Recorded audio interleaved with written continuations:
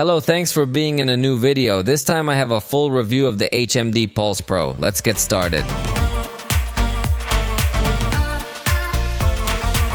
For those who do not know, HMD is a brand that currently owns Nokia, but they have decided to launch their first phones under their own brand without the need to place the Nokia brand.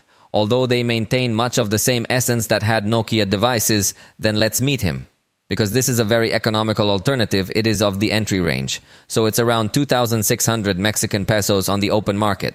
This is approximately $155, although remember that the prices here are not the same as over there.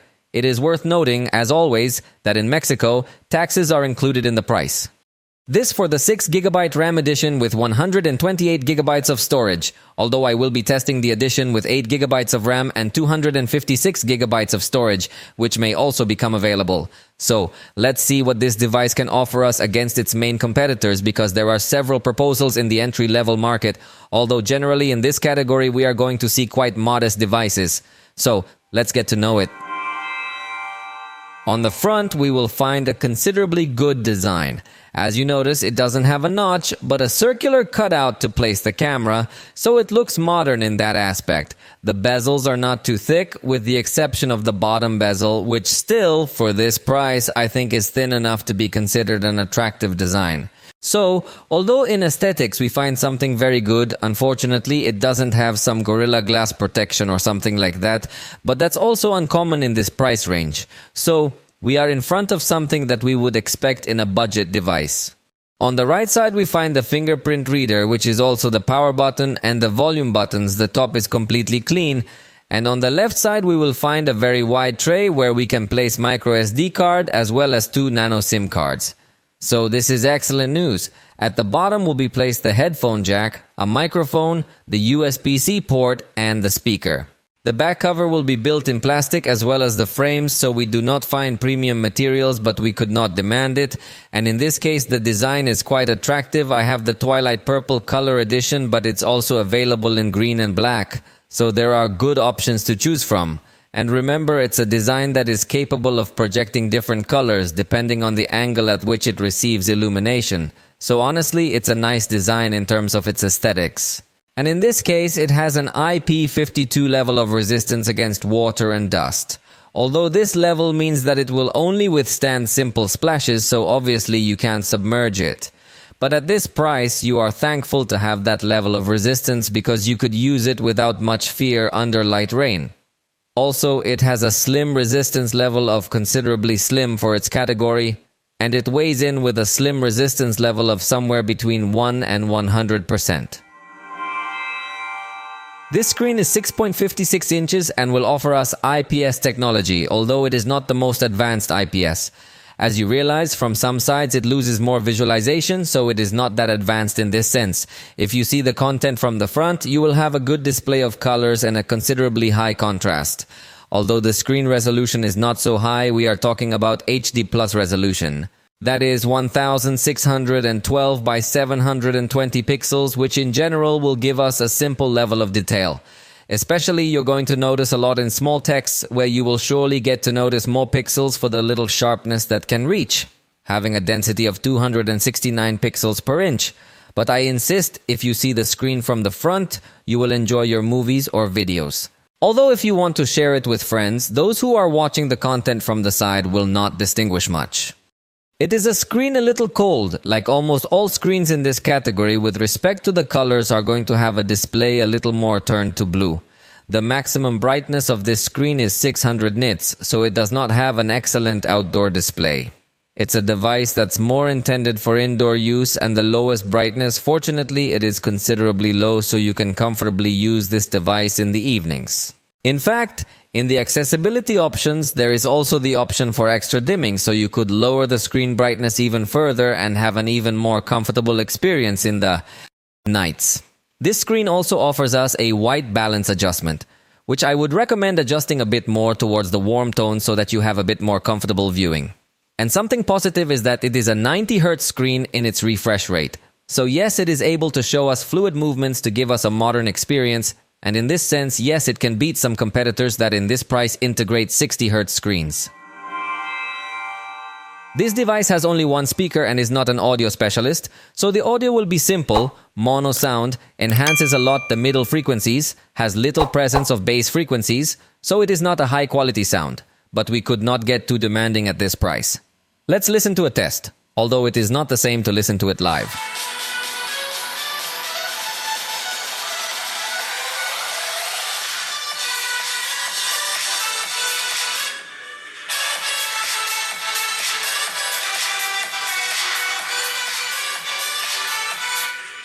Notice that when you turn up the volume a lot, an additional gain option is activated, although the volume is still not exaggeratedly high.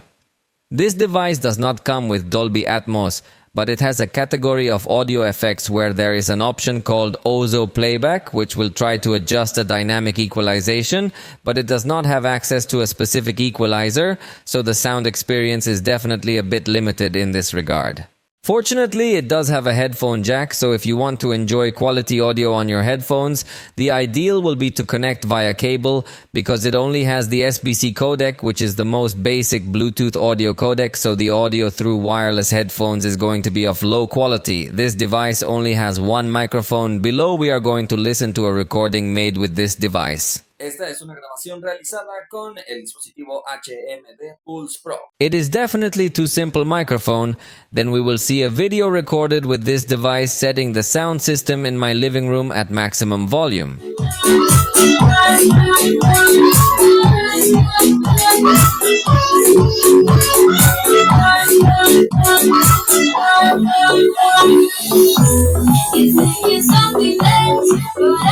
Definitely the audio experience with respect to the recording of this device is very simple. Not at all recommended for recording in very noisy environments. In fact, not even the voice could capture it with as much quality as we would have liked. The front camera of this device is 50 megapixels with f1.8 aperture. Although it has fixed focus, the rest of the specs look exaggeratedly high, but obviously we will wait to see the results. In this case, note that by double pressing the power button, we can quickly access the camera even when the device is inside an application, so the opening gesture is very good, and you can possibly consider it a strong point. The experience when taking pictures is a bit slow, and I anticipate that the quality of the photos will not be very remarkable. Fortunately, it does support the palm capture gesture, but you have to do this gesture to enable the countdown. As additional, note that it does have a button for facial beauty, only with a parameter. At the top, it lets you configure HDR and flash simulation. The selfies on this device certainly look like a basic device, but that's to be expected at the price. They have low dynamic range, very simple color rendition, so they are really very basic selfies. Fortunately though, the camera has a good level of range, so you can get good framing in conjunction with some scenery or something you have behind you. Or also for group shots you can have enough space, but note that the level of detail is really very low, even some areas come out as cloudy, giving a rather strange result. So it's a simple camera everywhere you look. In indoor scenes it is surprising that it handles noise quite well despite being a simple camera. Although color is not quite as accurate, but for the price it is still acceptable. And at night, if you are near a light source, I think the result is still nice. Even when backlit, I think it had a spectacular result for the price range we're talking about. Obviously this supported from the screen to illuminate your face, and obviously the color balance will be very inaccurate between a warm light and a cold light from the screen, but for the price range I insist that the result surprised me quite a bit. Although portrait shots at night are definitely not as recommended because they come out a bit blurry, even though they do get to create a nice blur effect in the background, and in the daytime it obviously won't be able to keep objects in focus, although the portrait effect generated around the body can still be positive, so if you don't have any objects nearby, the pictures would be salvageable. But look at the dynamic range as the entire illuminated area appears completely burned out. Then, obviously in photographs where the backlighting situation is much more extreme, the illuminated background will be completely burned out, giving a negative result. And in this price range, I have seen other devices behave better. On the back, we are going to find the 25mm camera with 50 megapixels and f1.8 aperture plus autofocus, so it seems again to have good specs. The second camera is only for depth capture, probably to try to improve portraits. In this price range, I don't think we could get too picky, so at least in hardware it's fine. Next, we will try to capture number 3 by looking through the screen of the cell phone to try to identify which will be better. Now let's look at the back screen to note if there is any difference in capture speed. In neither case were we able to get a capture at the exact moment. Almost half a second passed in both attempts. And this device is also going to let you shoot a burst of up to 20 pictures with good speed. So it does allow you to take a specific moment. The truth is that the speed it offers us is very good compared to other devices. The only detail is that it takes again about half a second to start. In the camera, we will find again a button to activate the beauty options with a single slider at different levels. Or we can also adjust the skin tone if we want with a natural color or a bright color. If we press on screen, we can adjust the focus and exposure, but it doesn't have some professional mode to move more advanced parameters. Fortunately, from the main camera interface, it is able to scan QR codes, and that is something very good, unusual in devices of this price. Although it doesn't have any document scanner tool, so for that you will need to download another app. Although this device incorporates a 50 megapixel mode, note that the level of detail does not really correspond to that resolution. You see a much simpler picture, so it is not so remarkable in this aspect despite having a 50 megapixel sensor. Fortunately though, moving objects are captured with good enough definition. Outdoor pictures are going to be simple. In automatic mode, they are 13 megapixels, but they don't really look like 13 megapixels. You see a photo with little detail, a little saturated color, so it is not something outstanding of the device. In addition, despite the fact that the camera interface suggests 2x zoom, you immediately notice that it is a completely digital zoom. But talking specifically about the maximum zoom that this device is capable of, we would be talking about 6x, obviously completely digital. So it's simple, but it's quite honest. Unlike other devices that might offer you a completely disastrous 10x zoom, in this case I think the 6x still looks with good definition. Indoors, despite not having as much lighting, I think it handles colors well, although there is a noticeable presence of noise in the darker areas. But I like that the colors don't look as pale as on other devices. And in the evenings, it will definitely be advisable to use the night mode. Notice how the brighter area is a bit overexposed in this picture and the darker area has quite a bit of noise. But with night mode, the brighter area gets to be better exposed and the noise is better controlled in the darker areas, so it is highly recommended to use that mode. Even in the darkest areas where there is no light source present, we have a good result from the automatic mode considering the price range. And if you use the night mode, you're going to have even more illumination, so it didn't disappoint me at night. And in the case of macro photography, applying a bit of digital zoom, you could get close enough to objects to see a good level of detail. Although here again, it confirms that the colors are simple, so the overall camera is not that versatile. But one drawback is that this device does not have panorama mode, and that absence is important. As it also has no ultra-wide camera, we have no option for wider shots. And finally, portrait photography will be simple. In fact, the background blur looks like it is also in motion. We have low foreground detail and very low dynamic range, but for the price range, I think it's still acceptable portrait photography. At least some areas of the subjects, it does keep them in focus, unlike other devices. For video recording, we will find full HD resolution at about 20 frames per second as maximum resolution, both in the rear camera and the front camera. We can tap on screen again to adjust focus and exposure, and when recording video, note that a slider appears for zoom, although we don't have quick shortcuts to switch to a specific zoom setting.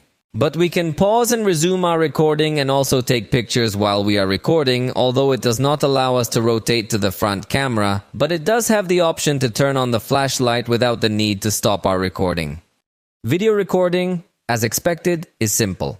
Although it is full HD video, even I would say that the level of detail is lower due to the bit rate per second. It does not seem to have too much definition. Colors are also simple. It is what we could expect from this price. We cannot get more demanding. In fact, the curious thing is that Indoors, it manages to handle noise well, although I insist that it goes to a very low bit rate, so at times you will notice areas of pixels, and when there is a lot of movement it will reveal noise. But if you are a little more stable, maybe it manages to have a better noise management, but by the same token it also avoids the appearance of a good level of detail. And obviously, in a device with these characteristics, it is not recommended to record against backlight. In this case, when it detects the face, it will give full priority to illuminate it, but it even has a hard time detecting the face. So from my point of view, it would be much better not to detect the face, so that there would not be such aggressive jumps in the illumination. It would be advisable to shoot in better lighting conditions. And at night we will obviously have even less detail. It cannot compensate very well for the more illuminated areas, although again it does a good job of handling noise. No exaggerated grain appears in the darker areas as we could find in some other devices of this price. So noise handling is remarkable, but it's clear that it's not going to have very high capabilities in nighttime video recording. Video recording. This device has neither digital stabilization, let alone optical stabilization, so it won't be very good at recording movements. If you are walking, it will be noticeable, and if you are running, it will be even more noticeable. Surprisingly, the zoom handles it well in video recording. That is, it is not simply a stretched image as we usually see in devices of this price, but it does try to take advantage of the information from the sensor. Although it's a bit of a short zoom, only going up to 3x, but it's pretty honest. I like this because there are other manufacturers that offer you a more aggressive zoom, but it's completely horrible. In this case, it's fine. And with respect to the focus, it also handles it well. Especially since it's not a camera that has a lot of variation in its focus due to the nature of the lens and sensor. It seems to have more of an infinite focus. So you're going to really notice that the focus is going to take a long time to adjust with small objects. But on faces, really, because of the distance you're shooting at, it doesn't really need to refocus. However, on these small objects, it definitely struggles and you need to touch the screen to try to get it to adjust the focus. So definitely the experience has not been good in this regard. And we'll also find fast camera, although in this case without stabilization and with 5x as the minimum speed setting, or it can go up to 960x. So while it's not a very good option for recording people or anything in motion, if you leave it on a base recording a landscape, I think it could give you an attractive result, especially because of the top speed it achieves. The slow motion will also be simple in HD at 120 frames per second, but it is remarkable that it does have slow motion built into such an inexpensive device, so for social networking it will be fine. Anyway, there are some parts where it seems to have complications, such as some small pauses, but it is nothing serious. The front camera will also have an exaggeratedly simple recording. In fact, it goes at 15 frames per second for some strange reason. So you can imagine that the result is really very basic. Supposedly, the setting indicates that the recording should be at 30 frames per second, but we don't know if due to heating it ended up recording at 15 frames per second. Evidently, it will have a very simple backlight performance. It will be advisable to record with the light from the front, because if you have light behind, it will come out a complete mess. Indoors, again the result is at 15 frames per second and not 30, so it's unlikely to have been due to overheating. So it's a front-facing camera that records in a very simple quality. Although it does let you record in full HD, I don't think it would be anything remarkable. And at night we have exactly the same 15 frames per second, which results in a very strange movement. Although fortunately it keeps the color saturation well, but the level of detail is not good. So it will not be advisable to record with this device at night. You must have a well-lit environment if you want to have a good result. With the front camera, we can also record in slow motion, although in this case it is in HD. And interestingly, here you do see a video at 30 frames per second. The slow motion goes at 120 frames per second, so I liked even more how the result looks with the slow motion than with the automatic mode, which is very curious. Of course, it also integrates a fast camera mode on the front camera, but note that it has a very low dynamic range, it's not stabilized, so it's simple. And evidently it does not have some dual recording mode. The operating system of this device will be Android 14. And in this case, it is good news because it comes updated from the factory. So it will have a slightly longer lifespan compared to other devices that arrive with an outdated version of the system. In addition, another good news is that we are offered 2 years of software updates and 3 years of quarterly security patches, something that is remarkable in a device of this price and is one of the promises of HMD to achieve devices that are also more sustainable. However, it comes with Android in a practically pure state, so there are few features that we could highlight from it. Most of them will be present in other devices as well, so it doesn't get to differentiate itself too much. For example, it integrates a basic customization, but in this case, the style of the icons has a HMD feature that tries to place them more or less in a monochrome mode, although not all icons are compatible, so it ends up looking a little stained your home screen. Although this effect on the icons is only applied on the main screen and in the app drawer, you see all the icons in color. Obviously, you can configure it as you want. You could select that you want them all to be seen in the original style or with the Android color style. Here it gives you the preview, but honestly, I do not find something very outstanding because in any other Android you can download a launcher with icon packs and achieve a similar or better aesthetic. It also has some various gestures to control the device. I already mentioned the gesture to quickly open the camera. It also features gesture navigation, as you have already seen, and we also have some gestures to reject incoming calls or to also mute your device when it starts ringing. The one-handed mode notes that it's not very functional because it only reduces the space on the vertical axis but not on the horizontal axis, so it's still tricky to reach some areas of the screen. And you can also double tap the screen to turn it on or lift the device to automatically turn on the information. And finally, if you hold down the power button, you can call the voice assistant or you can select that you want the power on menu. It's all up to you as the user. Another good news is that in the recent apps list, you could open the apps in a split screen format and you can perfectly have two apps at the same time on screen. That's something that can definitely become very useful on a low-cost device, but even better is that some apps you can open them in a floating window mode, as I have WhatsApp in this case. However, it does not have any sidebar so that we can more easily open these applications in floating mode, but notice that the good thing is that you can resize these applications, although you can only open one at a time. And as you realize, if we go to the recent apps list, this app is going to close. So it's complicated, for example, to open 3 apps at the same time because even though it's in a windowed format, it's going to close the apps that are behind it on many occasions. In fact, even if there's the floating screen here and we open another application, watch it replace it. So it doesn't make a lot of sense to have this feature. So, overall, it's a system that's completely pure Android. It has no modifications. That will give it a lot of stability, although it obviously doesn't have that many features that differentiate it from its competitors. Also, it obviously has an optical engine on the Z-axis, so vibration is going to be very easy.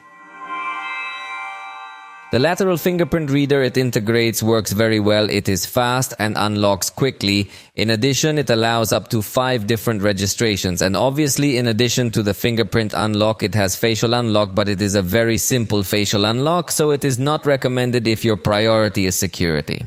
Fortunately, for a convenient experience, it also gives us Google Extended Unlock in the extended security settings, so you can set up a location or some trusted devices, and in those environments, your device is not going to be locked. It also includes the Google Password Manager, so you can automatically fill in this information, although it doesn't first verify if it's you through your fingerprint, so that you have to enable in the settings because at the moment it seems like it would even be risky. And note that it also has a secure folder that you can access with your password, although interestingly you can't access it with your fingerprint, which would make it much easier. Even note that in this secure folder you can add apps and it's also going to cause notifications to be hidden, but it looks like there's no way to add files, so it's a little strange. It's a way to lock apps. Obviously, it's not going to integrate some VPN, but note that it does integrate a feature to clone some apps and be able to use 2 instances of it on the same cell phone. In this case, it does not integrate an antivirus, but it does have Google Play Protect, as all Android phones do. And if you happen to lose your phone, you also depend on Google's Find My Device feature, which is always enabled by default. And like all Android, it also integrates the functions of digital wellness and parental controls to see the consumption of time in certain applications and set limits. And the emergency functions are also present to fill in as much information as possible, and by pressing the power button 5 times you can activate the emergency call. The battery is 5000 milliamps, so it is a standard and average capacity in devices of this price. However, you know that here we run the drain tests with a specific application that makes the device consume all its resources as fast as possible. And running this both in the foreground and background gave a very similar performance of about 3.5 hours approximately. But you should know that the device disabled the drainer twice in each of the tests because it exceeded 50 degrees Celsius, so it got too hot. So if you are giving it a very heavy use, it may report a lot of heating, but in everyday use it shouldn't get too hot. Also note that if you turn on battery saver mode, you'll probably also give the processor a little bit more peace of mind so that it doesn't consume as much power. And it also has the super power saving mode, something that usually doesn't come on pure Android, so that's why I'm highlighting its addition. And note that in this case it will restrict many of the tasks of the device so that in some emergency you can still add 3 applications that are essential to you, but the rest of the features will be disabled. And with regards to charging, this device supports 20 watts but does not include a charger in the box. And at this price point, that's definitely something that's annoying as hell. We used a power delivery charger, but we have no certainty that it took advantage of the maximum power that this cell phone supports. So with 15 minutes it recovered 9%, with 30 minutes 19%, and the full charge it finished in 190 minutes. So it really is a very slow charging device that I wouldn't recommend at all. I think it's a very bad thing that they don't include a charger because it can be difficult to find the ideal charger to support the fastest possible charge. And with such a slow charge, you're probably going to be tempted to leave it charging all night. So that's why it can be useful to have this battery protection mechanism that's going to turn on your habits, and you can activate it just for the night so that it can charge a little bit slower from 80% so that it doesn't deteriorate the battery, or you can also block charging completely at 80% in case you always need to have your device connected to the current. So it would be very useful for someone who drives an Uber or something like that because the battery will not deteriorate if you enable this option.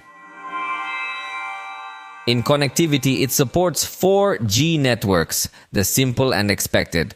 Obviously, it will not have support for eSIM cards, and it does not allow you to select how you want applications to connect to the internet. So you may end up with a slightly higher consumption of your mobile data plan, although it does have a data saver mode, but there are other devices that allow you to select much more precisely which applications can use your mobile data and which applications cannot.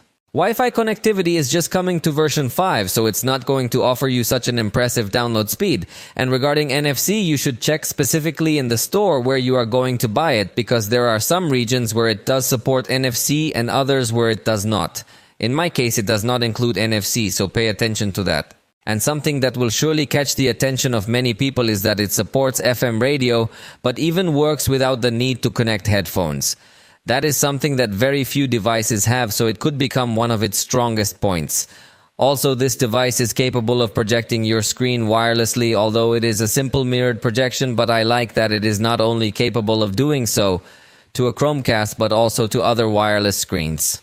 Obviously, you won't be able to project via cable, but it does have Android Auto. And in the sensors, it does not make so many sacrifices. It seems that the only important absence would be the gyroscope, but it does integrate the geomagnetic field sensor, which is unusual in this price. Unfortunately, it also has a physical proximity sensor that will work in a good way. As for the ecosystem, the experience will be quite limited, even though HMD does have tablets, and remember that HMD owns Nokia, so Nokia also has tablets and headsets, but it is not a self-developed ecosystem, i.e., even though it has devices, the interaction between these devices will be through Google technologies like QuickShare or Google FastPay. So it does not seem such a strong ecosystem. In fact, they rely on Google also for cloud storage, which should be to control the home devices, which will be through Google Home, so the ecosystem falls quite short. Let's go talk about performance, and I tell you that this device comes with the Unisoc T606 processor, a processor that obviously is of the entry range, although in some cases has surprised us for good.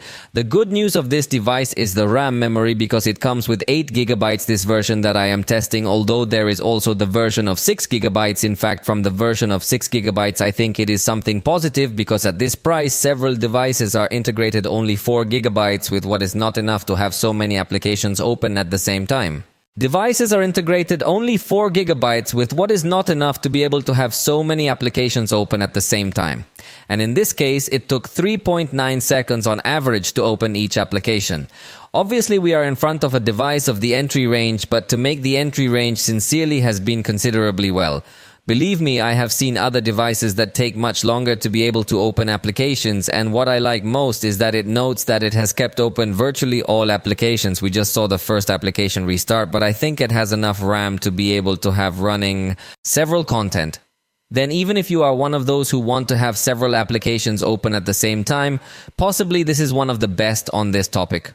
Although remember, I have the edition with 8 GB of RAM in my hands, but there is also an edition with 6, so obviously the edition with 6 GB is going to have slightly lower performance with respect to applications open in the background. Also, the 256 GB of storage is another of its strongest and most attractive points, because you can also complement it with a microSD, so you can have a device with a lot of internal storage. Although again, the edition with 128 GB is the cheapest, but if you want, you can buy this more expensive edition with more storage. But now let's test how long it would take to export a video in HD, with several clips recorded with this device also in full HD with a total duration of 1 minute, and ready. It took about 45 seconds, showing that it has little graphic power. Finally, to talk about games, let me tell you that the device does not have any game manager or additional tools that allow you to improve the experience. In Call of Duty by default, the device has low graphic quality at a medium frame rate. We can go up to a medium quality at a high frame rate, and that in itself is good news in such a cheap device. Obviously is not going to support so many graphical effects. But in this case, the performance is according to what is expected in a device of this price. It is not an unplayable experience, but it does have low stability, although its average is 33 frames per second. So it still gives you an experience, as I say, playable. It is not going to feel a disaster, nor is it going to freeze for very long times. And when recording the screen, obviously the performance is going to drop, but it is still running smoothly enough, although it is not recommended to record gameplays with this device, obviously. But the good news is that the temperature always stays pretty stable. Below 40 degrees Celsius, unlike the battery drain test where the device got very overheated. In the Legends game, we changed the automatic setting to a low setting at 60 frames per second to see what it was capable of. Interestingly, in this game, we had a really very good performance, although obviously in low graphics quality, but note that the device maintained an experience above 60 frames per second on average. In fact, it did go up to 90 frames at certain times, although after that it had a little bit low stability. It was having a lot of fluctuations, so it stabilized at 60 frames per second, but it's still a very high number, so the experience in this game was good, but remember to select low graphic qualities. In the SpongeBob game, by default, we have the resolution and medium quality. But in this case, we put it in the lowest quality at 60 frames per second.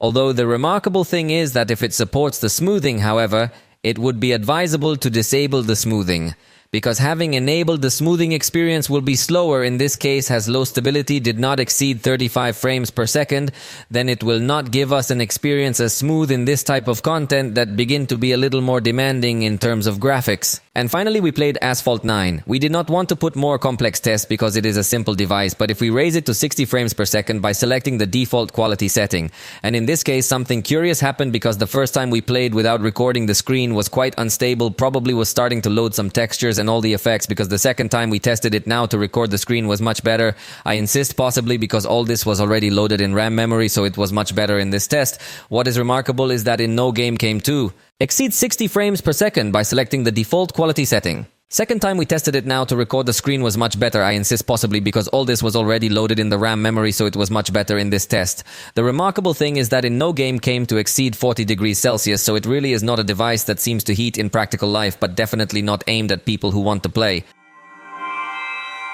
In conclusion, I think this is a device for very basic users, for people, for example, who want just a simple, stable experience without too many additions.